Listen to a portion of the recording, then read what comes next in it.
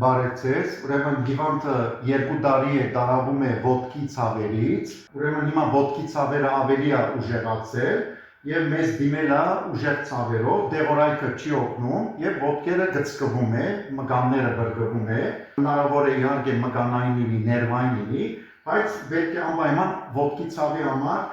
անոթները նկարենք, այսինքն մենք կատարում ենք անոթների դուբլեքս. Իհարկե հիվանդը նախկինում անոթների վերջերս դուբլեքս կատարել է, այստեղ ինչ-որ թեթևագի անոթների նեղացում է նշված, բայց նշված է, որ արյան հոսքը գա, այսինքն ինքը արյունը գնում է, ուղղակի բադերը հաստացած է, այսինքն մագիստրալ փոփոխված արյան հոսք է բնութագրել, ինչը որ մենք որ կատարեցինք, այսինքն մի շաբաթ տարբերությամբ մոտավորապես ուզեցինք որպես ընտանեկան բժիշկ վստահ լինել, որ արդյոք այդպես է, բայց համոզվեցինք, որ դուբլեքս անոթների դուբլեքս կատարելով համոզվեցինք, որ այդքան էլ այդպես չէ, ինքը ինչպես տեսնում եք ոտքի վրա, ազդրի վրա,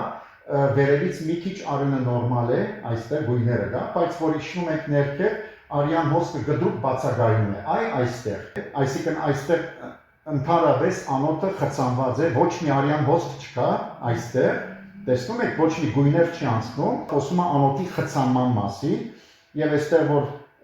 դուբլեքս հոսք ենք դնում, այստեղ, տեսնում եք, ոչ մի դուբլեքս հոսք չկա, 0 է հոսքը, այսինքն հիվանդի ցավերը հիմնականում գալիս է խցանումից, իսկ դեպի իջնում ենք ներքև, ինքը նոր բացվում է, հիմնականում կոլատերալների միջոցով,